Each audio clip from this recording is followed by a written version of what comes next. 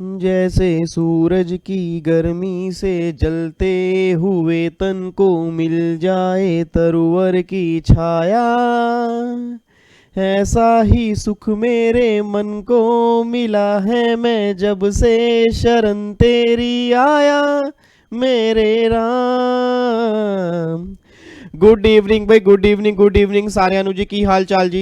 ਵਧੀਆ ਹੋ ਸਾਰੇ? ਤੰਦਰੁਸਤ ਹੋ? ਫੈਮਿਲੀ ਵਧੀਆ ਜੀ? ਬੱਚਾ ਕਹਿੰਦਾ बहुत ਵਧੀਆ सर, ਤੁਸੀਂ ਸੁਣਾਓ ਕੀ ਹਾਲ चाल? आपा एकदम ਵਧੀਆ जी। अच्छा, कई बच्चे भी ये देख रहे होंगे कि सर ने तो आज लाइव आना था, तो लाइव प्रीमियर क्यों चल रहा है? आना मुझे लाइव ही था, बट किसी अर्जेंट रीज़न की वजह से मैं लाइव नहीं आ पाया, बट रात को मैं 10 बजे लाइव ही आऊँगा जी। ध्यान रखना, आज हमें ट्रांसफ़र प्राइसिंग के चैप्टर की रिवीजन करनी है रात को 10 बजे, तो कोई बच्चा मिस नहीं करेगा सेशन सर, क्योंकि अगर ट्रांसफर प्राइसिंग का सेशन मिस हो गया फिर मत कहना कि इंटरनेशनल टैक्सेशन में दिक्कत आती है। लास्ट सेशन में DTAA रिवाइज किया था, आज हम टीपी की रिवीजन करेंगे। टीपी आज कंप्लीट तो नहीं होगा, बट हाँ आधा चैप्टर जो होगा उसको आज हम रिवाइज कर लेंगे बढ़िया तरीके से, ठीक है। अच्छा, इधर सुना ध्यान से।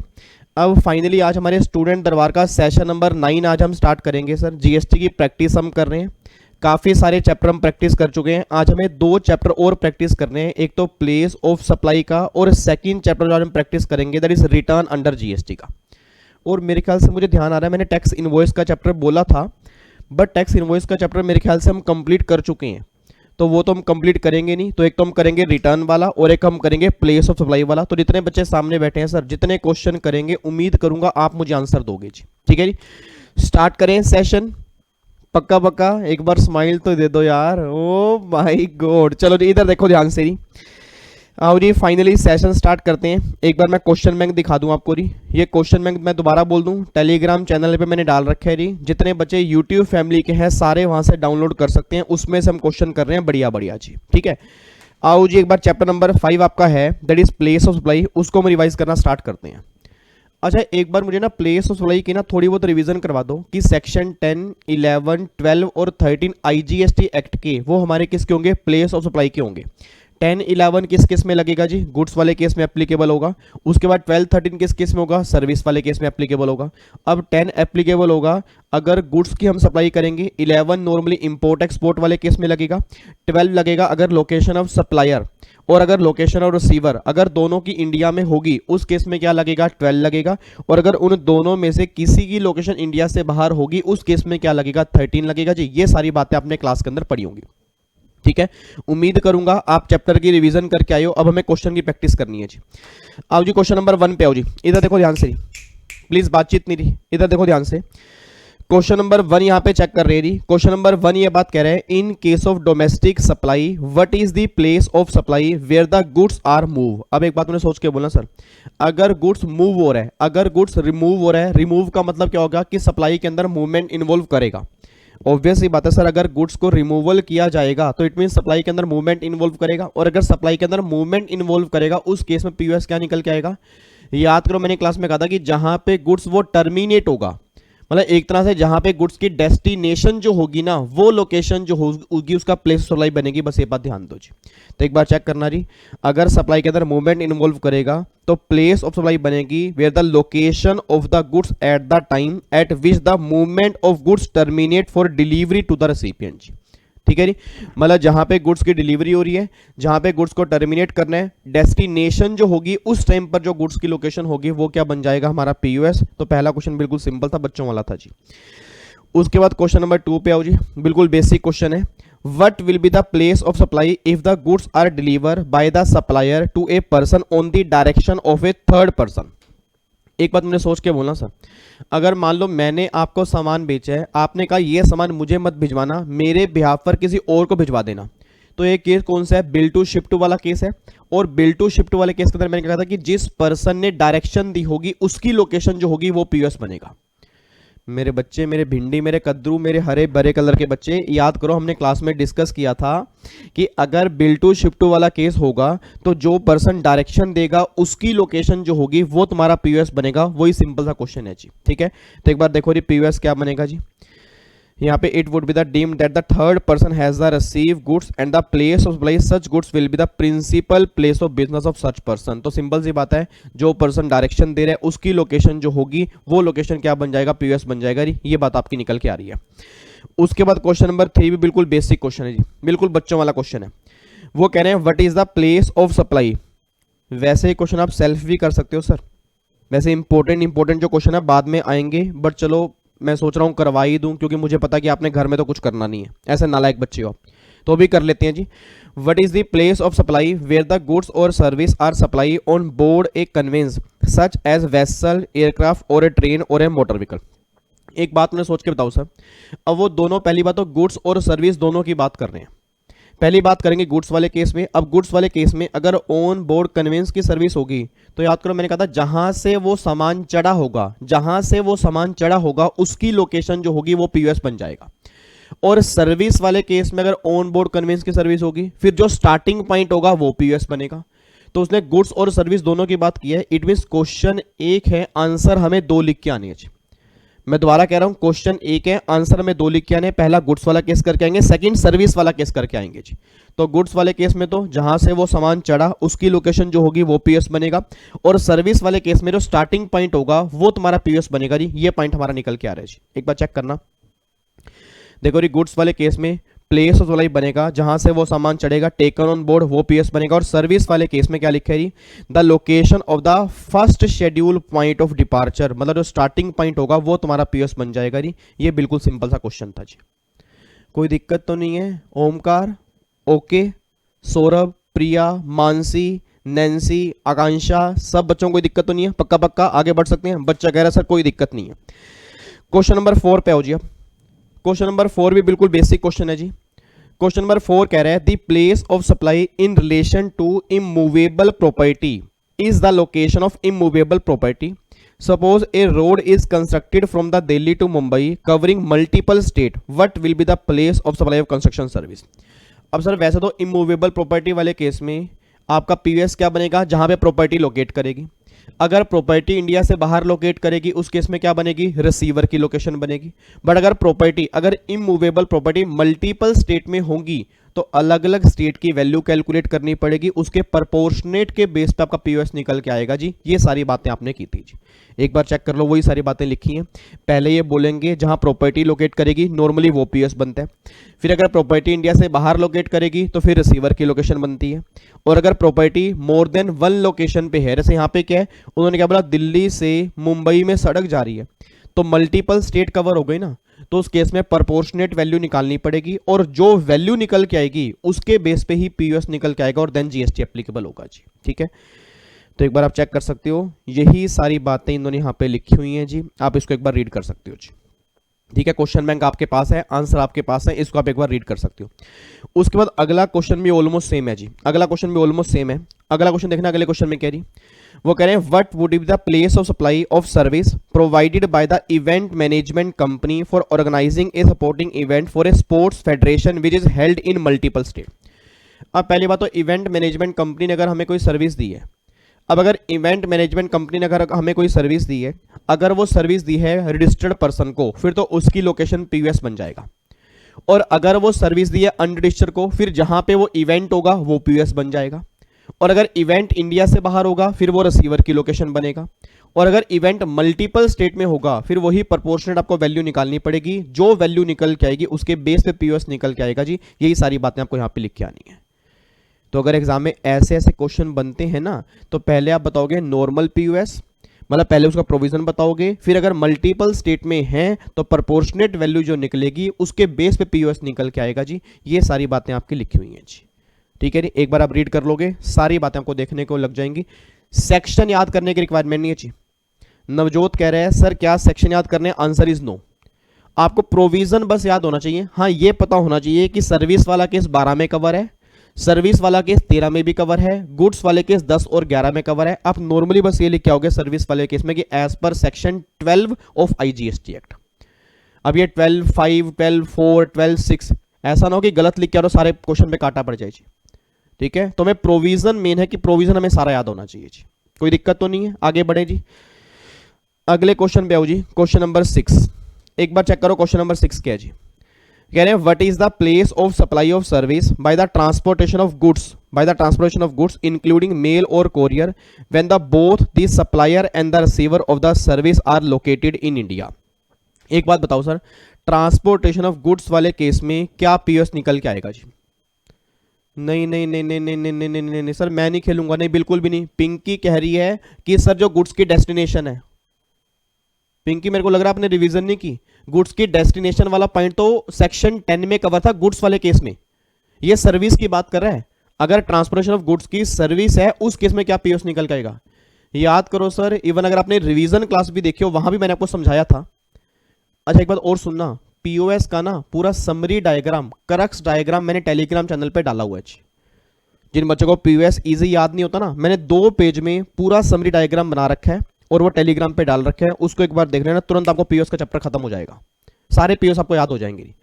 और गुड्स की ट्रांसपोर्टेशन वाले केस में मैंने कहा था कि जहां पे गुड्स आप हैंड ओवर करोगे फर्दर ट्रांसपोर्टेशन के लिए, मैं दोबारा कह रहा हूं, जहां पे गुड्स आप हैंड ओवर करोगे, डेस्टिनेशन नहीं, जहां पे गुड्स हम हैंड ओवर करेंगे वो लोकेशन जो होगी वो हमारा पीओएस निकल के आएगा। एक बार चेक करना जी। अगर रेसिपिएंट रजिस्टर्ड है फिर तो उसकी लोकेशन बन जाएगा, और अगर रेसिपिएंट रजिस्टर्ड नहीं है फिर place of supply is the place where the goods are handed over for transportation. एक बच्चा कह रहा है सर ये वही तो हो गया डेस्टिनेशन, बेकार की बातें मत करो सर। अब एक बात मुझे सोच के बोलना, अगर मान लो सामान ने कहीं लुधियाना में जाना है और मैंने ट्रांसपोर्टेशन के लिए हैंड ओवर किया दिल्ली में, तो क्या वो पीओएस लुधियाना बनेगा दिल्ली बनेगा? दिल्ली बनेगा। तो गवर्नमेंट ये नहीं कह रही कि जहां पे वो सामान जाना है, गवर्नमेंट कह रही जहां पे वो सामान जाना है उसके लिए जहां पे आपने हैंड ओवर किया उसकी लोकेशन जो होगी वो पीओएस बनेगा। तो सिंपल सी बात ये निकल के आ रही है कि goods are handed over for transportation further if the goods are transport outside India.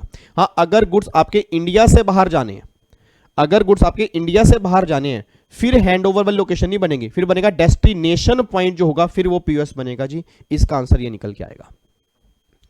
वैसे आंखें खोल के मेरी तरफ मत देखो, मैंने कुछ नहीं किया सर, आपने रिवीजन नहीं की। बोलो बोलो हाँ, बोलो हाँ, कम से कम हाँ तो बोल दो नालायक। अगर रिवीजन की है फिर इसमें दिक्कत क्यों आ रही है? एक बार नोट्स खोल के बैठ जाओ सामने सर, इस वाले पॉइंट को एक बार दोबारा देख लो। गुड्स के ट्रांसपोर्टेशन वाले केस में जहां हैंडओवर करेंगे वो, और अगर आपकी लोकेशन इंडिया से बाहर है फिर कहीं जाके बनेगा डेस्टिनेशन जो होगा फिर वो पीओएस बन जाएगा। ये पॉइंट में आपको ये लिख के आना है, कोई दिक्कत तो नहीं है। अब आओ क्वेश्चन नंबर 7 पे जी। What will be the place of supply passenger transportation service? अब पैसेंजर ट्रांसपोर्टेशन सर्विस में हम क्या लेते हैं जी? स्टार्टिंग पॉइंट जी, भाई जहां से वो इम्बार्क होगा ना। अब पैसेंजर ट्रांसपोर्टेशन में देखो क्या लिखा है जी, if the person is registered फिर तो बनेगी उसकी लोकेशन, और अगर पर्सन रजिस्टर्ड नहीं है फिर place of supply of the forward journey from Mumbai to Delhi will be Mumbai the place where the he embark. मतलब जहां से वो चढ़ेगा, जहां से वो इम्बार्किंग पॉइंट होगा ना वो पीएस बन जाएगा। फिर वापसी की जर्नी क्या है जी? वापसी की जर्नी है बैक टू मुंबई, मतलब दिल्ली से मुंबई। तो अगर दिल्ली से मुंबई या वो सेपरेट जर्नी काउंट होगी तो उसका स्टार्टिंग पॉइंट कहां पे होगा? दिल्ली होगा, तो उसका पीओएस क्या बनेगा? दिल्ली बनेगा। देखो जी उसका पीओएस क्या बनेगा जी? दिल्ली बनेगा। उसको हम सेपरेट जर्नी काउंट करेंगे। ये क्वेश्चन नंबर 7 है।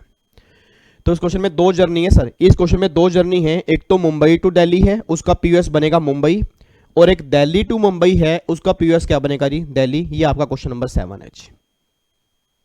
अब तो कोई दिक्कत नहीं है, समझ में आ रहे हैं सारे क्वेश्चन? पक्का पक्का प्रैक्टिस हो रही है ना बढ़िया से? अब तो माने लगा है मजा पढ़ने का। क्वेश्चन नंबर 8 पे आओ जी। ये आपने एक बार सेल्फ करना है सर, ये मोबाइल कनेक्शन वाला है, और मोबाइल कनेक्शन वाले का मैंने कंप्लीट डायग्राम आपको बनाया हुआ है सर। पोस्ट पेड है, प्रीपेड है। अब अगर प्रीपेड है तो उस केस में क्या होगा? पोस्ट पेड है तो जहां पे लीज लाइन बैठी होगी वो वही सारी बातें आपको एक बार यहाँ पे पढ़नी है जी। ठीक है जी, बिल्कुल सिंपल क्वेश्चन है, एक बार आप रीड कर लेना। क्वेश्चन नंबर 9 पे आओ जी। A person from Mumbai goes to Kullu Manali. एक पर्सन जो है मुंबई से कुल्लू मनाली गया and take some service from ICICI bank in Manali. उसने आईसीआईसीआई बैंक से मनाली में सर्विस ली। What is the place of supply? अब सर एक बात में सोच के बनाना, बैंकिंग कंपनी वाले केस में ना 2 केस होते हैं जी, या तो बैंक वाले सर्विस दे रहे हैं अकाउंट होल्डर को, या बैंक वाले सर्विस दे रहे हैं नॉन अकाउंट होल्डर को। अब अगर बैंक वाले सर्विस दे रहे हैं अकाउंट होल्डर को, मतलब उस पर्सन का उस बैंक में अकाउंट है, फिर तो जो बैंक वालों के बुक्स ऑफ अकाउंट्स में उस पर्सन की जो लोकेशन होगी वो उसका बन जाएगा पीओएस। मतलब पहले मैंने क्या बोला कि अगर उसने सर्विस दिया अकाउंट होल्डर को, जैसे मान लो मेरा अकाउंट एचडीएफसी अकाउंट में है, एचडीएफसी बैंक में है, तो एचडीएफसी बैंक अगर मुझे सर्विस दे रहा है, मैं उनका अकाउंट होल्डर हूं, तो उनके बैंक में मेरा एड्रेस होगा ना, तो जो मेरा एड्रेस होगा वो पीएस बन जाएगा। बट एक बात सुनने सोच के बोलना क्या आर बैंक जो सर्विस देते हैं क्या वो अकाउंट होल्डर को देते हैं या नॉन अकाउंट होल्डर को भी देते हैं? नॉन अकाउंट होल्डर को देते हैं। और फॉर एग्जांपल मैं किसी भी बैंक में जाके लॉकर ले सकता हूं जी, किसी भी बैंक में जाके ड्राफ्ट बनवा सकता हूं। तो क्या बैंक वाले सर्विस किसको दे रहे हैं? नॉन अकाउंट होल्डर को ना। तो अगर बैंक वाले नॉन अकाउंट होल्डर को सर्विस देंगे उस केस में फिर जो सप्लायर की लोकेशन होगी वो पीयूएस बनेगा जी। नहीं आ रही बात समझ में? याद करो बैंकिंग कंपनी वाले केस में एक लाइन मैंने बोली थी, रिसीवर जहां सर्विस वहां, रिसीवर कहां ये नहीं पता, प्रोवाइडर जहां सर्विस वहां, सेम कॉन्सेप्ट यहां पे एप्लीकेबल होगा जी। तो एक बार चेक कर लो जी, अगर service not link to the account of person है तो प्लेस ऑफ सप्लाई बनेगा सप्लायर की लोकेशन, और अगर सर्विस अकाउंट होल्डर को दी है फिर जो उसके बुक्स ऑफ अकाउंट्स में उसके रिकॉर्ड्स में उसका एड्रेस होगा वो लोकेशन जो बन जाएगी पीएस बन जाएगा जी। ठीक है, ये क्वेश्चन नंबर 9 है जी। उसके बाद क्वेश्चन नंबर 10 पे आओ जी। अब क्वेश्चन नंबर 10 कह रहा है जी, an unregistered person from Gurugram travel by Air India flight from Mumbai to Delhi and gets is travel insurance done in Mumbai, what is the place of supply of insurance service? अब insurance service वाले case में तो ना, याद करो मैंने क्लास में भी कहा था कि उनकी बुक्स ऑफ अकाउंट्स में ना हमेशा आपका रिकॉर्ड होगा ही होगा। भाई यार प्रैक्टिकल लाइफ में हाँ तो बोल दो कम से कम नालायकों। एक तो ना सही बताऊं, आप पार्टिसिपेट नहीं करते ना सर, मुझे मजा नहीं आता। और ये 40-50 बच्चे सामने बैठे हैं, 50 बच्चे ही बड़ी मुश्किल से बैठे हैं, उनको बड़ी आफत हो रही है, कह रहा भाई साहब 1 घंटा बैठना कौन सा आसान है। और सर मुझे कोई दिक्कत थोड़ा, एक बात मुझे बताओ जी, मैं तो पिछले कम से कम 20 दिनों से अपना फर्स्ट डेली निभा रहा हूं। अब अगर आप सही ढंग से नहीं पढ़ रहे तो फिर बताओ नंबर कैसे आएंगे? और बच्चा कहता है ना सर एडवांस टेक्स्ट में नंबर नहीं आ रहे, उसका रीजन मैं कई बार बता चुका हूं सर, आज फिर दोबारा बता रहा हूं, अगर प्रैक्टिस की कमी है तो नंबर नहीं आएंगे। और मैंने कम से कम कितनी बार रिवीजन बोली है? 3 बार। और बिना 3 रिवीजन के जाओगे फिर मत कहना कि सर एग्जाम में नंबर क्यों नहीं आए। तो सर मैं सेशन में क्या कर कह रहा हूं, सिर्फ 1 घंटा तो मांग रहा हूं, 1 घंटा बैठ के सुन ही लो यार, कुछ नहीं करा, सिर्फ सुन भी लोगे ना तो भी सारा कुछ समझ में आ जाएगा। इधर सुनो ध्यान से, मैं कहना क्या चाह रहा हूं जी, इंश्योरेंस सर्विस वाले केस के अंदर मैंने क्लास में भी कहा था कि इंश्योरेंस सर्विस जब लेते हो तो इंश्योरेंस कंपनी वालों की बुक्स ऑफ अकाउंट्स में आपका नाम तो होगा ही होगा जी। तो उस केस में ऐसा नहीं है कि अकाउंट होल्डर या नॉन अकाउंट होल्डर, उस केस में तो सिंपल से एक बात बनेगी जी, अगर सर्विस उन्होंने अनरजिस्टर्ड पर्सन को दी है तो जो उनकी बुक्स ऑफ अकाउंट्स में आपका रिकॉर्ड मेंटेन किया होगा, मतलब जो आपका एड्रेस होगा वो लोकेशन जो होगी वो पीएस बन जाएगा जी। एक बार चेक करना जी, the location of the recipient of service on records of the supplier of insurance service is the place of supply, so Gurugram जो होगा वो क्या बन जाएगा? पीयूएस। ये क्वेश्चन नंबर 10 आ गया जी। ठीक है जी, कोई दिक्कत तो नहीं है।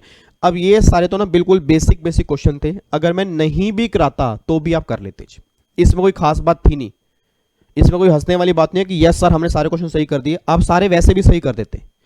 मेन जो मुझे अब क्वेश्चन कराना है ना सर, अब एक बार आ जाओ जी क्वेश्चन नंबर 12 के बाद मजेदार, जो सबसे मजेदार क्वेश्चन है क्वेश्चन नंबर 13 और क्वेश्चन नंबर 14, ये दोनों ना सर मेरे फेवरेट क्वेश्चन है। अब बच्चा कहता है ये मत कह देना कि अगर आप एग्जामिनर होते तो मैं पेपर में डालता, मैं सही बता रहा हूं मैं पेपर में डालता। और मैं कहता हूं काश माता रानी एग्जामिनर मेरी बात सुन ले, 13 और 14 में से क्वेश्चन एग्जाम में डाल दे। मतलब जैसे कहते हैं ना कि वाकई ही प्लेस ऑफ सप्लाई की फीलिंग करवा देना, फील करवाना कि हाँ भाई ये चैप्टर एक्चुअल में होते क्या हैं, वो क्वेश्चन नंबर 13 और 14 है जी। और अगर ये दोनों आपने बढ़िया तरीके से कर लिए ना, ये लगा लो ऑलमोस्ट पूरा पीएस बढ़िया तरीके से रिवाइज हो जाएगा जी। बट उससे पहले एक बार क्वेश्चन नंबर देख लो 13 कितना बड़ा है जी, 13 क्वेश्चन बहुत बड़ा है जी। एक बार उससे पहले 12 कर लेते हैं जी। एक बार 12 देखना, क्वेश्चन नंबर 12 में क्या लिखा है जी, वो कह रहे हैं Damini industry has recruited super event private limited and event management company of Gujarat. Event management company कहां की है? गुजरात की है। For organizing the grand party for the launch of its new product at Bangalore, Damini industries registered at Mumbai. Damini जो है वो registered Mumbai में। Determine the place of supply of service provided by super event private limited to Damini industry. Will your answer be different if the product launch party is organize at Dubai. मतलब अगर ये party मान लो India में नहीं होती, Dubai में होती, उस केस में क्या होता? अब देखो यहां पे ना आपको कई तरह के क्वेश्चन करके आने पड़ेंगे जी। सबसे पहली बात वो कह रहे हैं Damini industry has recruited super event private limited to an event management company of Gujarat. अब ये इवेंट मैनेजमेंट कंपनी कहाँ की है जी? गुजरात की है। ये कंपनी जीएसटी में रजिस्टर्ड है और इवेंट कहाँ पे हो रहा है? इवेंट हो रहा है जी मुंबई में। सॉरी, इवेंट कहाँ पे हो रहा है? इवेंट हो रहा है बेंगलोर में। इवेंट हो रहा है बेंगलोर में। अब सोच के बोलना सर, सोच के बोलना, अगर ये दामनी इंडस्ट्री जीएसटी में रजिस्टर्ड है, मैं दोबारा कह रहा हूं जी, अगर ये दामनी इंडस्ट्री जीएसटी में रजिस्टर्ड है, तो चाहे इवेंट कहीं पर भी हो, फिर जो दामनी इंडस्ट्री की लोकेशन होगी ना, वो उसका पीएस बन जाएगा। नहीं यार ये बात समझ में सर, याद करो इवेंट मैनेजमेंट कंपनी में हमने क्या पढ़ा था? इवेंट मैनेजमेंट कंपनी अगर इवेंट ऑर्गेनाइज करने की सर्विस अगर किसी रजिस्टर्ड पर्सन को दी जा रही है, फिर तो उसकी लोकेशन पीएस बनेगा जी। और अगर वो किसी रजिस्टर्ड पर्सन को दी नहीं जा रही, वो किसी अनरजिस्टर्ड को दी जा रही है, तो फिर जहां पे इवेंट होगा वो, और अगर इवेंट इंडिया से बाहर होगा, फिर वो रिसीवर की लोकेशन बनेगा। अब बच्चा कह रहा है सर इसमें मैं करके क्या आना है? अब वो कह रहे हैं Damini industry is registered in Mumbai. अब आपने बोल देना Damini industry is registered in Mumbai, मतलब दामनी इंडस्ट्री जो है वो जीएसटी में रजिस्टर्ड है, तो मुझे फर्क नहीं पड़ता कि ये इवेंट इंडिया से बाहर हो या इवेंट इंडिया में हो। सर एक बात मुझे बताओ, अगर रिसीवर इंडिया में रजिस्टर्ड है, अगर रिसीवर रजिस्टर्ड है, तो फिर इवेंट की लोकेशन कहीं पर भी हो फर्क ही नहीं पड़ेगा ना, क्योंकि पीओएस हर केस में क्या निकल के आएगा? जो दामनी इंडस्ट्री की लोकेशन होगी वो पीओएस निकल के आएगा जी। तो आपको मैं दिखा देता हूं जी। अब मैं देखो, in the given case product launch party at Bangalore is organized for Damini industry registered in Mumbai, place of supply is the location of Damini industry, receiver बनेगा महाराष्ट्र, मुंबई महाराष्ट्र के अंदर बनेगा। फिर वो कह रहे हैं कि अगर दुबई के अंदर भी होगा तो आंसर सेम ही रहेगा, आंसर में कोई चेंज नहीं होगा, और पीएस क्या बनेगा जी? मुंबई महाराष्ट्र ही बनेगा। रीजन बिंग वो फर्क तब पड़ता है अगर सामने वाली पार्टी क्या हो जी? अनरजिस्टर्ड हो जी। तो देखो इस तरह से वो दिमाग घुमाएंगे और एग्जाम में क्वेश्चन बनेगा जी। ठीक है, तो क्वेश्चन बहुत ध्यान से पढ़ना कि सामने वाली पार्टी जीएसटी में रजिस्टर्ड है या अनरजिस्टर्ड है जी। ये बात क्लियर हो गया जी। अब आ जाओ जी क्वेश्चन नंबर 13 पे। अब आएगा क्वेश्चन करने का मजा। क्वेश्चन नंबर 13 पे आओ जी। क्वेश्चन नंबर 13 को ना बहुत ध्यान से पढ़ना, क्योंकि क्वेश्चन 13 एक क्वेश्चन नहीं है।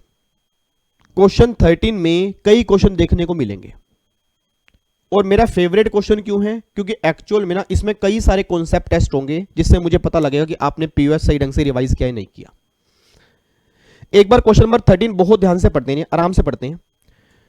वो कह रहे हैं music area private limited own by Nitish Dani a famous classical singer, ठीक है, wishes to organize a Nitish Dani music concert इन गुड़गांव, मतलब गुरुग्राम में एक इवेंट ऑर्गेनाइज करवाना चाह रहे हैं हरियाणा में, ठीक है। Music area private limited registered in Ludhiana Punjab, ठीक है जी, enter into a contract with an event management company Supriya private limited registered in Delhi. मतलब पहली बात तो म्यूजिक एरिया प्राइवेट लिमिटेड ये रजिस्टर्ड है कहां पे? लुधियाना में। एक इवेंट करवाना चाह रही है कहां पे? गुड़गांव में। किस कंपनी से करवाना चाह रही है? सुप्रिया, जो रजिस्टर्ड है दिल्ली के अंदर। अच्छी बात है। 3 लोकेशन सामने निकल के आ गई सर। एक तो निकल के आ गई हरियाणा गुड़गांव, सेकंड निकल के आ गई लुधियाना पंजाब, और तीसरी निकल के आ गई दिल्ली। सर्विस देने वाली इवेंट मैनेजमेंट कंपनी वो दिल्ली में रजिस्टर्ड है, सर्विस लेने वाली म्यूजिक एरिया प्राइवेट लिमिटेड वो लुधियाना पंजाब में रजिस्टर्ड है, और सर्विस दी जो जानी है, जहां पे सर्विस दी जानी है वो कहां पे? हरियाणा में। वो सर्विस दे रही है जी गुड़गांव के अंदर, ये सर्विस दी जानी है। For organizing the said music concert at the agreed consideration for ₹10 lakh, 10 lakh रुपए का उन्होंने पैसा चार्ज किया जी इवेंट मैनेजमेंट कंपनी ने। अच्छी बात है। फिर वो कह रहे हैं Supriya private limited book the lawn of hotel Dumdum Gurgaon registered in Haryana.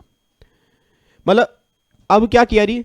Event management company ने एक होटल का लोन बुक किया, और वो गुड़गांव में होटल है, होटल का नाम है डुमडुम और रजिस्टर्ड है गुड़गांव के अंदर। चलो अच्छी बात है जी। For holding the music concert for a lump sum consideration 4 lakh रुपए, होटल वालों ने उनसे 4 लाख रुपए चार्ज किए। किससे चार्ज किए? इवेंट मैनेजमेंट कंपनी से चार्ज किया। फिर music area private limited fix the entry fee to the music concert at 5,000, that is 400 ticket for Nitish Dani music concert are sold. मतलब वो कहना चाह रही थी उसने टिकट जो रखी म्यूजिक कंसर्ट की एट 5,000 की रखी, और 400 टिकट जो उसकी बुक हो चुकी हैं, 400 टिकट बिक चुकी हैं जी।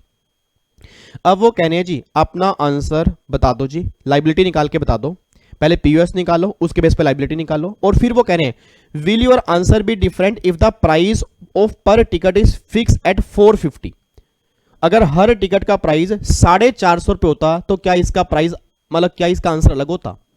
अब कमाल की बात देखो, प्लेस ऑफ सप्लाई तो टेस्ट कर ही रहे हैं, जीएसटी की लाइबिलिटी तो टेस्ट कर ही रहे हैं, साथ में एग्जम्पशन वाला चैप्टर भी टेस्ट कर रहे हैं सर। हाँ या ना तो बोल दो। हेलो अंकल, इधर अभिषेक, गुप्ता जी, गुप्ता जी, गुप्ता जी, इधर गुप्ता जी मेरी तरफ, गुप्ता रे गुप्ता जी मेरी तरफ देख लो, गुप्ता जी, गुप्ता जी मेरी तरफ देख लो, गुप्ता जी। बच्चा कह रहा है सर क्या कह रहे हो। अभिषेक याद करो, हमने एग्जम्पशन वाले चैप्टर में एक पॉइंट मैंने करवाया था कि अगर कॉन्सर्ट हो रहा है और टिकट आपकी 500 रुपए तक है तो उस केस में कोई भी जीएसटी की लायबिलिटी नहीं होगी, एग्जम्प्ट होगा। तो उसने बोला है क्या आपका आंसर अलग होगा अगर पर टिकट की वैल्यू 450 है, तो उसको बाद में डिस्कस करेंगे, बट पहले नॉर्मल बात करते हैं। इस केस में कितनी सर्विस दी जा रही है जी, इस क्वेश्चन की बात करो सर। इस क्वेश्चन में कितनी सर्विस दी जा रही है, इस क्वेश्चन में 3 सर्विस दी जा रही है। अब मुझे नहीं पता आपको समझ में आ रहा है नहीं आ रहा। क्या मेरी क्लास का सिंगल बच्चा, हाँ जी दीपाली, दीपाली आप मुझे बताओगे क्या इस क्वेश्चन में 3 सर्विस है, 2 सर्विस है, 1 सर्विस है? कितनी सर्विस है? 3 सर्विस। बहुत बढ़िया। कौन कौन सी? सबसे पहली सर्विस इवेंट मैनेजमेंट कंपनी की, और दूसरी सर्विस जो है वो म्यूजिक एरिया कंपनी ने एडमिशन टू एन इवेंट की सर्विस, और तीसरी सर्विस जो है वो प्रोवाइडिंग ऑफ एकोमोडेशन की सर्विस, मतलब होटल वालों ने सर्विस दी है इवेंट मैनेजमेंट कंपनी को, जो वो अपना लोन प्रोवाइड करवा रहे हैं। देखो 3 सर्विस है, 3 सर्विस का पीओएस निकालना है। सबसे पहली सर्विस तो दी है जी, service provided by music area private limited to audience by way of admission to music concert. भाई टिकट रखी है ना, 5000 रुपए की टिकट रखी है, 400 टिकट बुक की है, तो ये भी तो सर्विस है, एडमिशन टू एन इवेंट, याद करो जी। उसके बाद फिर अगली सर्विस है service provided by Supriya private limited to music area private limited by way of organizing of the music concert, मतलब इवेंट मैनेजमेंट कंपनी। उसके बाद फिर service provided by hotel Dumdum, किसको सर्विस दी है? टू सुप्रिया, मतलब event management company by way of accommodation in hotel loan for organizing the music concert. 3 service यहां पे दी जा रही है। अब तीनों के पीएस निकालने हैं जी। सबसे पहला admission to an event, admission to an event. अब अगर एडमिशन टू इवेंट की का काम है तो उस केस में सिंपल सी बात बस ये निकल के आ रही है सर, आपका जहां पे इवेंट होगा, जो इवेंट की लोकेशन होगी वो तुम्हारा पीएस निकल के आ जाएगा जी। सर एडमिशन एंड इवेंट वाले केस में जो इवेंट की लोकेशन होगी वो पीएस निकल के आ जाएगा। और अगर इवेंट ऑर्गेनाइजर ने इवेंट मैनेजमेंट, मतलब इवेंट ऑर्गेनाइजर की सर्विस दी है, याद करो हमने क्लास में एग्जांपल दिया था जी, बैंड बाजा बारात, बिटू पाजी और श्रुति कक्कड़ ने इवेंट ऑर्गेनाइज करने की सर्विस दी है, तो अगर वो सर्विस दी होगी रजिस्टर्ड पर्सन को फिर तो उसकी लोकेशन, और अगर वो सर्विस अनरजिस्टर्ड को दी होगी फिर जहां पे इवेंट होगा उसकी लोकेशन। तो पहली बात तो ये बताओ जी, क्या ये म्यूजिक एरिया कंपनी ने जो सर्विस ली है इवेंट मैनेजमेंट की, तो जिसने वो सर्विस दी है किसको दी है? म्यूजिक एरिया को, और म्यूजिक एरिया जो है वो लुधियाना पंजाब में रजिस्टर्ड है, तो सिंपल सी बात है उसकी सर्विस का पीयूएस क्या निकल जाएगा? पंजाब। और वो कहां के रजिस्टर्ड है जी? सुप्रिया देखो रजिस्टर्ड है दिल्ली की, और वो पंजाब का, तो इंटर स्टेट सप्लाई इस केस में आईजीएसटी लगेगा जी। ठीक है, अब एक बार चेक करते हैं। Music area private limited admission to an event की सर्विस दी है, और इवेंट कहां पे हो रहा है जी? गुड़गांव में इवेंट हो रहा है, और वो रजिस्टर्ड कहां पे है? पंजाब में। तो भैया सिंपल सी बात है, लोकेशन ऑफ सप्लायर कहां पे है? पंजाब। प्लेस ऑफ सप्लाई कहां पे है? हरियाणा। तो क्या बन गया? Inter state supply. तो पहले केस में भी क्या लगेगा? आईजीएसटी एप्लीकेबल होगा। दूसरी सर्विस जो इवेंट मैनेजमेंट की है उसमें भी लगेगा आईजीएसटी। अब तीसरी सर्विस जो है होटल वालों ने सर्विस दी है किसकी? एकोमोडेशन की। तो ये हो गया service related to immovable property, service related to immovable property. तो जहां प्रॉपर्टी लोकेट करेगी वो पीएस आएगा। यार बोल दो यार, जहां प्रॉपर्टी लोकेट करेगी वो पीएस आएगा। प्रॉपर्टी कहां पे है? गुड़गांव में। अब अगर प्रॉपर्टी गुड़गांव में है और ये सुप्रिया प्राइवेट लिमिटेड रजिस्टर्ड है जी दिल्ली में, तो लोकेशन ऑफ सप्लायर एक बार चेक करते हैं। आपका म्यूजिक कंसर्ट कहां पे हो रहा है? म्यूजिक कंसर्ट हो रहा है गुड़गांव हरियाणा में, और प्राइवेट उसका एक मिनट, हाँ ये होटल डुमडुम जो है, ये इसने होटल डुमडुम ये रजिस्टर्ड कहाँ पे है जी? गुड़गांव। ये भी रजिस्टर्ड है हरियाणा गुड़गांव में। तो लोकेशन ऑफ सप्लायर क्या है जी? Location of supplier hotel Dum Dum है, location of supplier hotel Dum Dum है जी, ये हरियाणा में है। और प्लेस ऑफ सप्लाई भी क्या निकल के आ रहा है जी? जल्दी बोलो सर। प्लेस ऑफ सप्लाई भी क्या निकल के आ रहा है, प्रॉपर्टी कहां पे लोकेट करती है, गुड़गांव में, तो location of supplier and place of supply दोनों ही सेम स्टेट में होंगी, तो ये सप्लाई हमारी इंट्रा स्टेट बनेगी। इस केस में लगेगा सीजीएसटी और एसजीएसटी। भाई साहब तोते उड़ गए सर, सही में तोते उड़ गए, तो कई बार जगह तोते इधर देखो ध्यान से नालायकों, पूरे क्वेश्चन में 3 सर्विस हैं। एक बार आराम से क्वेश्चन पढ़ लेना चाहिए, चाहे क्लास खत्म होने के बाद पढ़ लेना, चाहे अभी पढ़ लो। 3 सर्विस दी गई हैं। पहली सर्विस तो एडमिशन टू एन इवेंट, जो लोग आएंगे इस कॉन्सर्ट को ज्वाइन करने के लिए, वो एक सर्विस हो गई। दूसरी सर्विस हो गई जो इवेंट मैनेजमेंट कंपनी ने सर्विस दी है इवेंट करवाने वाली, और तीसरी सर्विस होगी जो होटल वालों ने सर्विस दी है, किसको सर्विस दी है, इवेंट मैनेजमेंट कंपनी वालों को। ये 3 सर्विस हैं। अब तीनों का पीएस निकालना है। एडमिशन टू एन इवेंट का, जहां पे इवेंट होगा वो पीएस, इवेंट मैनेजमेंट कंपनी ने सर्विस दी है रजिस्टर्ड पर्सन को, तो उसकी लोकेशन बनेगा, और होटल एकोमोडेशन मींस जहां प्रॉपर्टी लोकेट करेगी वो पीएस बनेगा। सप्लायर की लोकेशन पता है, पीओएस से मैच कर लो, अगर दोनों सेम स्टेट में है तो इंट्रा स्टेट है, नहीं तो क्या बन जाएगी, इंटर स्टेट, उस केस में आईजीएसटी लगेगा। और रेट आपको दिया ही हुआ है 9% सीजीएसटी, 9% एसजीएसटी, 18% आईजीएसटी जी, ठीक है। अब एक बार चेक कर लेना जी। देखो जी पहले केस में लोकेशन ऑफ सप्लायर वही Ludhiana Punjab, place of supply event कहाँ पे हो रहा है, हरियाणा में, तो आईजीएसटी है। तो देख लो जी 5,000 रुपये की टिकट है, 400 टिकट बिकी है, 20 लाख रुपए है, तो 20 लाख रुपए का 18%, 3,60,000 रुपए का जीएसटी एप्लीकेबल हो जाएगा। पहला केस खत्म हो गया। फिर इवेंट मैनेजमेंट कंपनी ने सर्विस दी है किसको, री म्यूजिक एरिया को, तो इवेंट मैनेजमेंट कंपनी कहाँ की है, लुधियाना पंजाब, और location of supplier Ludhiana Punjab की है। और फिर प्लेस ऑफ सप्लाई निकल के आ रही है, वो रजिस्टर्ड कहाँ पे है, नहीं इवेंट मैनेजमेंट कंपनी तो है, रजिस्टर्ड कहाँ की है, event management company Supriya, Delhi की, सॉरी सुप्रिया प्राइवेट लिमिटेड जो है वो दिल्ली की है। मतलब इवेंट मैनेजमेंट कंपनी कहाँ की है, दिल्ली की, मतलब लोकेशन ऑफ सप्लायर दिल्ली है। उसके बाद प्लेस ऑफ सप्लाई सर्विस दी है रजिस्टर्ड पर्सन को, तो उसकी लोकेशन पीएस बनेगा, वो कहाँ पे है, लुधियाना पंजाब में, तो क्या बन गया, इंटर स्टेट सप्लाई, वहां पर भी क्या लगेगा, आईजीएसटी। तो एक बार चेक करना दूसरे केस में जी। तो देखो ये therefore place of supply bye Supriya private limited Delhi, और ये लुधियाना, तो क्या बन गया, inter state supply, location of supply Delhi है, पीएस लुधियाना बन गया, इंटर स्टेट सप्लाई आईजीएसटी लगेगा। 10 लाख रुपए चार्ज किए, 1,80,000 रुपए का टैक्स हो गया जी। और फिर अब लास्ट में सर्विस आ गई थी, कौन सी, लास्ट में सर्विस आ गई होटल एकोमोडेशन, उसने 4 लाख रुपए चार्ज किए। अब यहां पे दोनों हरियाणा में है, तो इंट्रा स्टेट सप्लाई हो गया ना, तो 4 लाख का 9% सीजीएसटी, 4 लाख का 9 एसजीएसटी, ये आपकी टोटल वैल्यू निकल गई। और अगर टिकट 450 रुपए की होती, 500 तक होती, तो नोटिफिकेशन जो एग्जम्पशन वाली है उसमें 500 रुपए तक की एग्जम्पशन है, तो अगर 450 होती तो एग्जम्प्ट होता, उस केस में कोई भी टैक्स लायबिलिटी नहीं होती जी, ठीक है। तो देखो लिखा ना, if the consideration for the right to admission to event is not more than 500 per person, और आंसर में कोई चेंज नहीं आएगा इस केस में, है तो वो इंटरस्टेट सप्लाई, बट यहां पे एग्जम्प्ट हो जाएगा। देखो जी answer will be change in respect of supply as the mention, ये there will be no IGST liability, दिखा ले आ गया ना, there will be no IGST liability if the consideration for ticket is 450 as the inter state service by way of admission to, ये आपकी exemption notification है, उसमें आपकी सर्विस एग्जम्प्ट है जी। तो बताओ ये क्वेश्चन एग्जाम में क्यों नहीं आना चाहिए सर, मजेदार क्वेश्चन नहीं है क्या, बच्चा कह रहा है आपके लिए मजेदार है, हमारे तो तोते उड़ गए। सर ऐसे ऐसे क्वेश्चन ही बनने चाहिए प्रोफेशनल लेवल पे, और इससे ना वाकई पता लगेगा, अगर ये क्वेश्चन बनेंगे ना तो बच्चे फिल्टर हो जाएंगे, जो पढ़कर आए हैं वही सोल्व कर पाएंगे, बाकी सब बच्चे नालायक बाहर हो जाएंगे जी, ठीक है। तो क्वेश्चन बहुत बढ़िया था, मेरे अकॉर्डिंग एक्सपेक्टेड क्वेश्चन है, ऐसा क्वेश्चन एग्जाम के अंदर बनना चाहिए जी, ठीक है। बाकी मुझे नहीं पता बनेगा नहीं बनेगा जी। अब एक बार क्वेश्चन नंबर 14 पे आओ जी। अब क्वेश्चन नंबर 14 तो बिल्कुल सिंपल है, इसमें कोई खास बात नहीं है। क्वेश्चन नंबर 14 देखते हैं जी।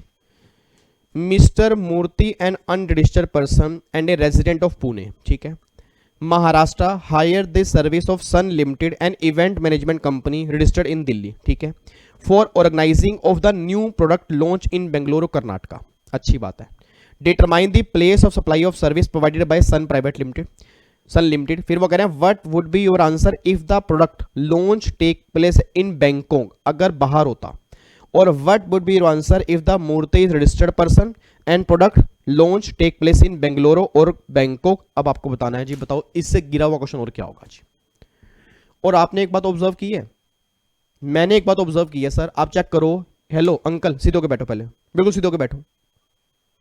मतलब सर आधा घंटा नहीं हुआ अभी, बच्चा विष्णु भगवान के अवतार में कह रहा मैं तो लेट की क्लास देखूंगा। सर कुछ भी कर लो, मैं तो घर के अंदर बैठा हूं, आप मेरा क्या कर लोगे सीधे होके बैठो, बिल्कुल सर, बिल्कुल चेयर पे जैसे मैं सीधे होके पढ़ा रहा हूं आप वैसे सीधे होके पढ़ा करो, बिल्कुल, हाँ बिल्कुल, यस, अब बहुत बढ़िया जी। अब मुझे बताओ सर, आपने एक बात ऑब्जर्व की हो तो इवेंट मैनेजमेंट कंपनी वाले काफी क्वेश्चन आ रहे हैं और ये सारे एग्जाम के क्वेश्चन है जी। अब सबसे पहले उसने पूछा जी आपका पीयूएस क्या होगा। सन लिमिटेड इवेंट मैनेजमेंट कंपनी है, जिसको सर्विस दे रहे हैं वो जीएसटी में अनरजिस्टर्ड है। तो अगर इवेंट मैनेजमेंट कंपनी ने सर्विस दी है अनरजिस्टर्ड पर्सन को, तो फिर जहां पे इवेंट होगा वो पीएस आ जाएगा जी। नहीं यार ये बात समझ में, जहां पे इवेंट होगा वो पीएस आएगा। तो इवेंट कहां पे हो रहा है जी, बेंगलुरु कर्नाटका में। तो भैया सिंपल सी बात है, पहला पीएस तो निकल के आ गया ये। और अगर इवेंट इंडिया से बाहर होगा, आंसर मैं नहीं दूंगा सर, मेरी तरफ मत देखो, आंसर दो फटाफट से। अगर इवेंट इंडिया से बाहर होगा तो फिर जो रिसीवर की लोकेशन होगी वो पीएस आएगा। और रिसीवर कहां कह रही, मिस्टर मूर्थे अनरजिस्टर्ड कहां है, रिजाइडिंग इन पुणे महाराष्ट्र। तो फिर पीएस क्या बनेगा जी, पुणे महाराष्ट्र, फिर वो पीएस बनेगा। और अगर फिर वो कह रहे हैं अगर ये पर्सन जीएसटी में रजिस्टर्ड होता, तो मुझे फटाफट से बोलो, फिर इवेंट कहीं पर भी हो मुझे फर्क नहीं पड़ता। सर अगर ये पर्सन क्या होता जीएसटी में रजिस्टर्ड, फिर इवेंट कहीं पर भी हो मुझे क्या फर्क पड़ेगा, फिर तो दोनों ही केस में उस रजिस्टर्ड पर्सन की लोकेशन जो होती फिर वही पीएस बनता। मतलब दोनों केस में आंसर पुणे महाराष्ट्र बनता।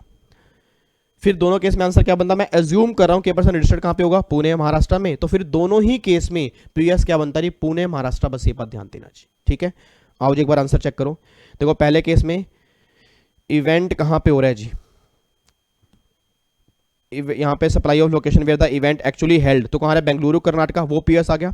दूसरे केस में अगर बैंकॉक में हो रहा है तो फिर रिसीवर की लोकेशन मतलब पुणे महाराष्ट्र निकल के आ गया। और तीसरे केस में तो दोनों ही केस में पुणे महाराष्ट्र आएगा जी।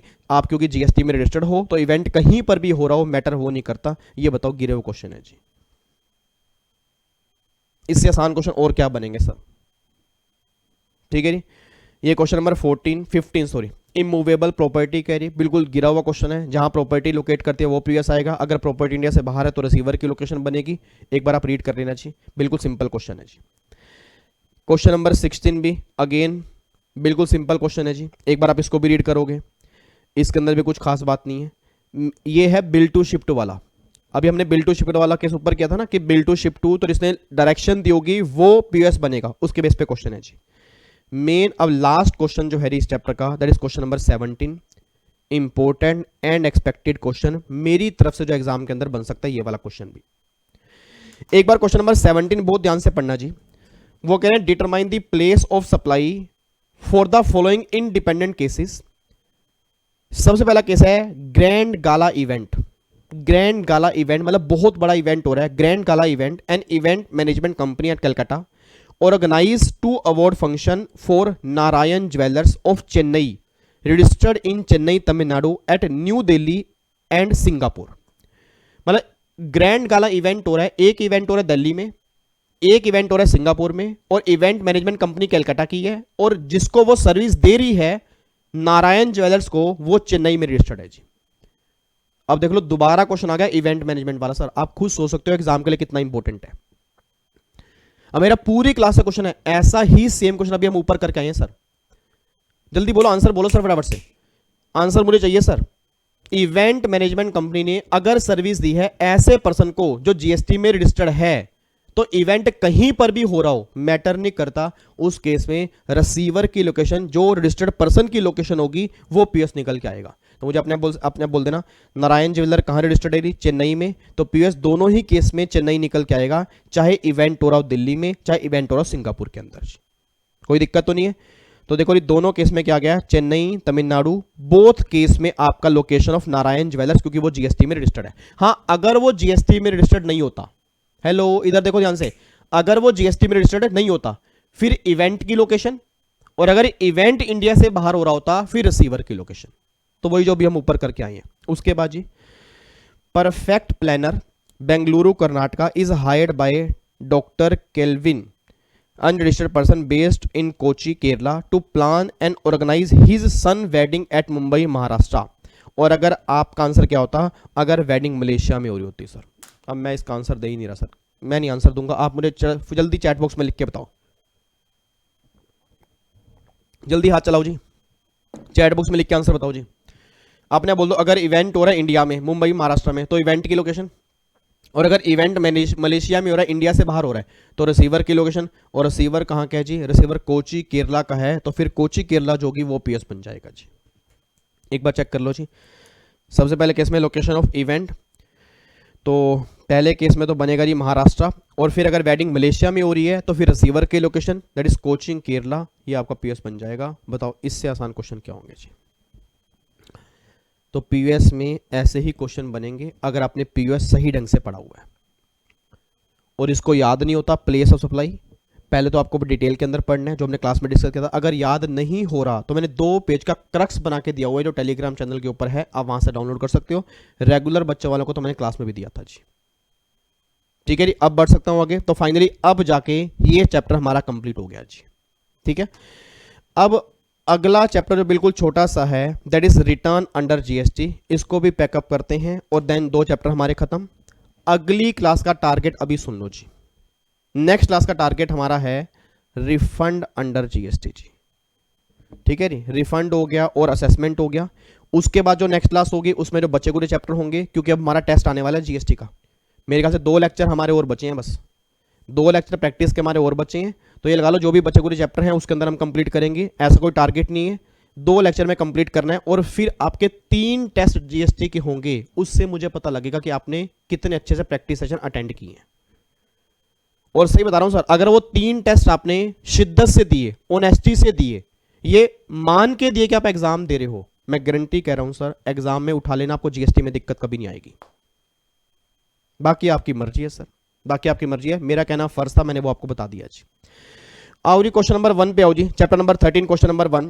विच type of tax payer need to file annual return under section 44 जी। इससे आसान क्वेश्चन और क्या होगा जी। कह रहे हैं कौन लोग एनुअल रिटर्न फाइल करते हैं सर।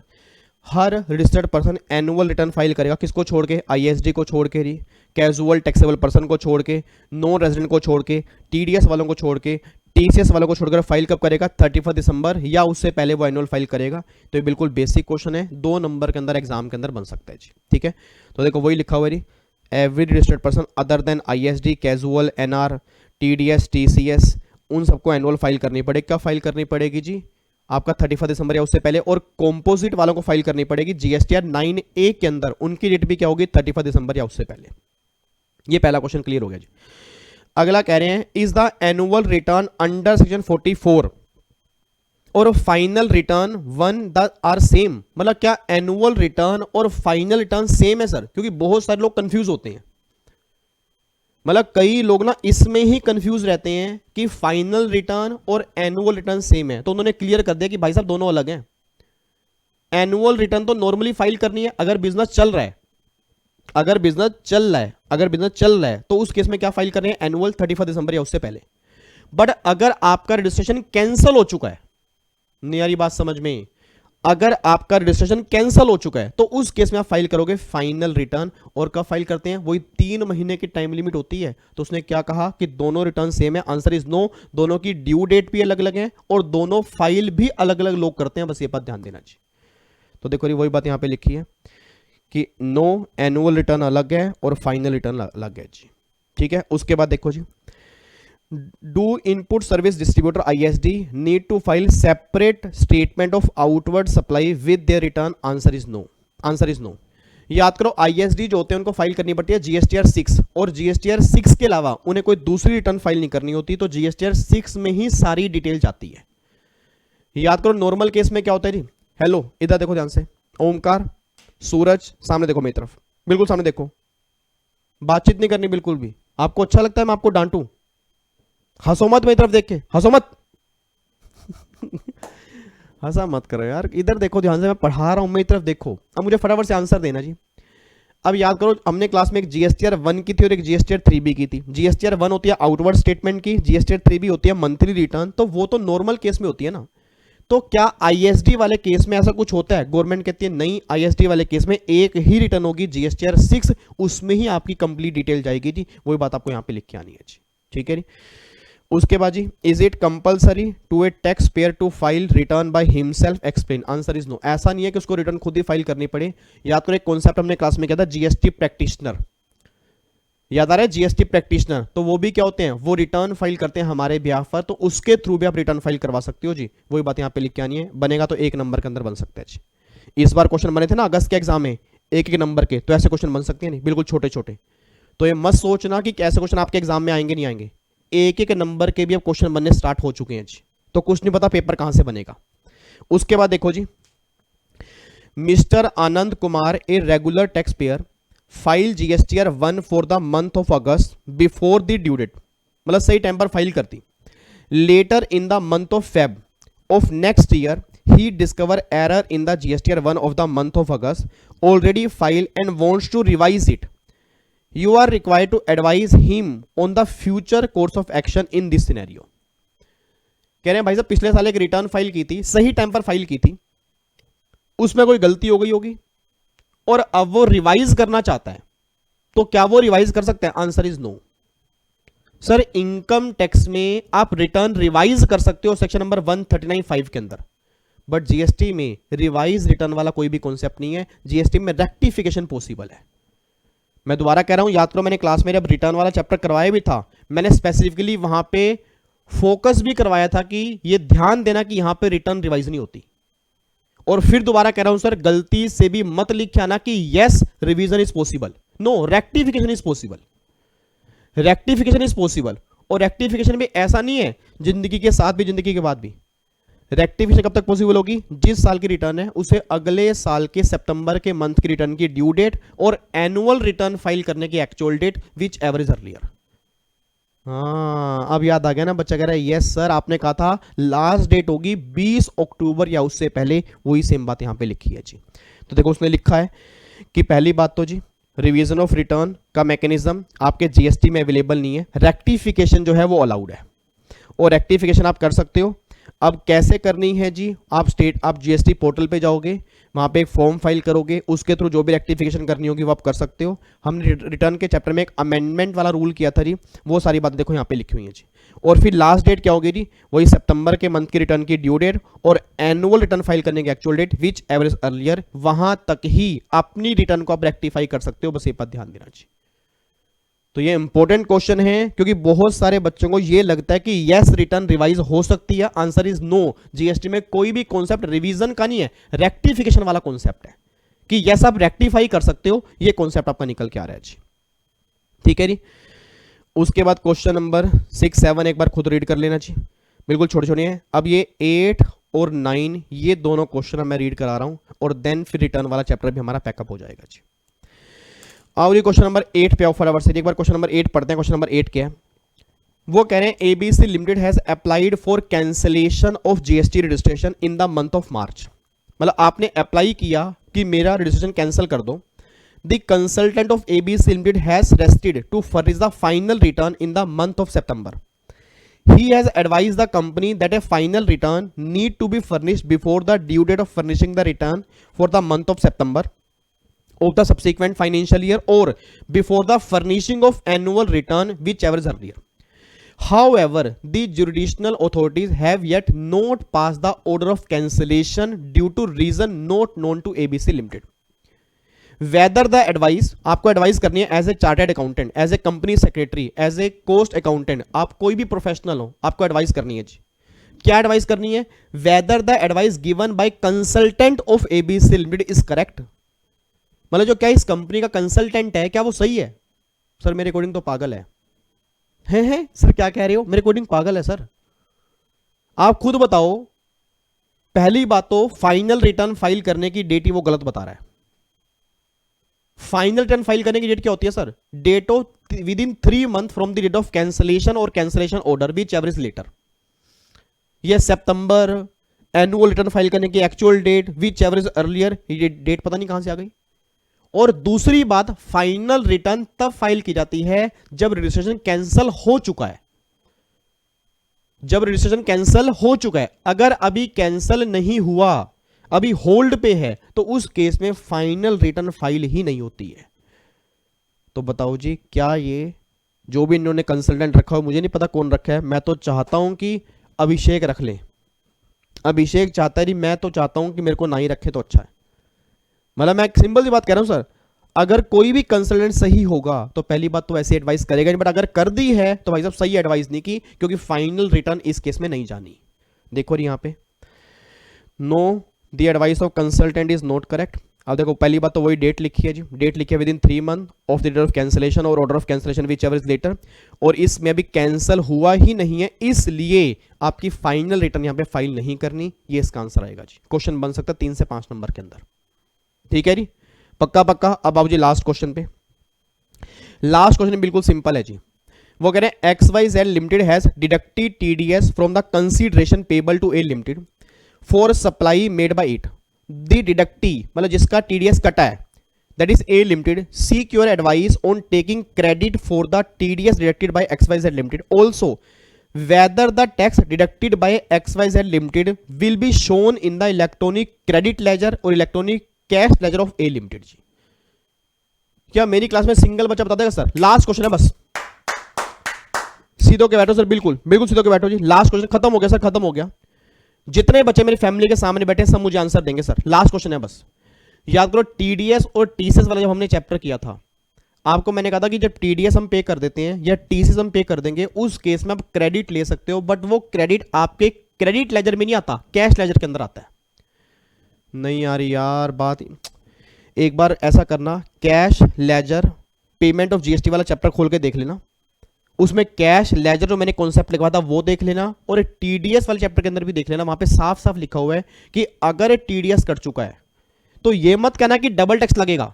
जितना TDS करता हो उतना आपको बेनिफिट मिलेगा, उतना आपको क्रेडिट मिलेगा, बट वो क्रेडिट कैश लेजर में क्रेडिट होगा, बस ये बात ध्यान दो। अब बच्चा कहता है सर फिर उससे तो मेरा कैश लेजर का बैलेंस बढ़ जाएगा। यस बढ़ जाएगा। फिर उसको यूज कैसे करोगे? अब कैश लेजर को आप कहां यूज करते हो? For the payment of GST, for the payment of interest, for the payment of penalty, मतलब कहीं पर भी यूज करते हो ना, तो वही सेम केस ये वाला है जी। तो बट मेन बात यह है कि TDS और TCS का क्रेडिट मिल जाता है, और वो क्रेडिट जो होगा वो कैश लेजर में क्रेडिट होता है, बस ये बात ध्यान देना जी। ठीक है, अब एक बार देख लो फटाफट से जी। क्रेडिट मिल जाएगा किस में होगा जी? इलेक्ट्रॉनिक कैश लेजर में। Therefore in the present case A limited can take credit of TDS amount deducted by XYZ in his cash ledger and use the same for payment of tax, interest, penalty, late fees or any other amount। वही सारी बातें लिखी हैं जी। तो 3 number के अंदर जी question frame हो सकता है, और मेरे ख्याल से अगस्त के एग्जाम के अंदर भी क्वेश्चन बना हुआ था ऐसा। तो सर पेपर में मुश्किल लगते हैं आपको, और मुश्किल पता क्यों लगते हैं? क्योंकि आप ना अब मेरे पढ़ाने के बाद ना इसको दोबारा उठाओगे नहीं कभी, जो गलत बात है, जो बिल्कुल गलत बात है सर। 3 रिवीजन मांगी है, मैं तो अभी 1 रिवीजन करा रहा हूं, 2 रिवीजन आपने भी करनी है, और जब आपकी 2 रिवीजन हो जाएंगी फिर पेपर देने जाना, आप खुद ही कहोगे सर पेपर बहुत आसान था, बच्चों को मुश्किल लगा होगा, सर मुझे बिल्कुल मुश्किल नहीं लगा। ठीक है, तो अभी भी टाइम है सर, 35-40 दिन बचे हैं, समझ जाओ टाइम बहुत कम है। आप CS बनने वाले हो सर, CS को मतलब ये कह रहा हूं बस लग जाओ सर, फिर ये टाइम वापिस नहीं आएगा मेरे बच्चे, फिर टाइम वापस नहीं आएगा। फिर आप याद करोगे काश वो 30 दिन वापस आने तैयारी करने वाले, टाइम वापस नहीं आएगा। लग जाओ सर, अभी बहुत कम टाइम पड़ा है, जान लगा दो पूरी, अपनी पूरी जान लगा दो जी। ठीक है जी, चलो तो फिर बाकी मुलाकात करेंगे। अब कल तो हमारा संडे है जी, तो संडे को सेशन कल हमारा है नहीं है, मंडे को भी आपका सेशन नहीं है। अब मुलाकात करेंगे ट्यूसडे को प्रैक्टिस सेशन में, और फिर ट्यूसडे को ही रात को 10 बजे ट्रांसफर प्राइसिंग का पार्ट नंबर 2 करेंगे। बाकी आज रात को मैं 10 बजे लाइव मिलूंगा जी, मैं लाइव आऊंगा, जिसमें हम रिवीजन करेंगे ट्रांसफर प्राइसिंग की रिवीजन आज हम स्टार्ट कर देंगे जी। ठीक है, चलो जी फिर बाकी मुलाकात करते हैं अब रात को 10 बजे लाइव यूट्यूब पर, सेम टाइम सेम जगह। ओके जी, बाय बाय, टाटा, थैंक यू सो मच, जय हिंद, गॉड ब्लेस यू जी, बाय बाय, बाय बाय जी, गॉड ब्लेस यू।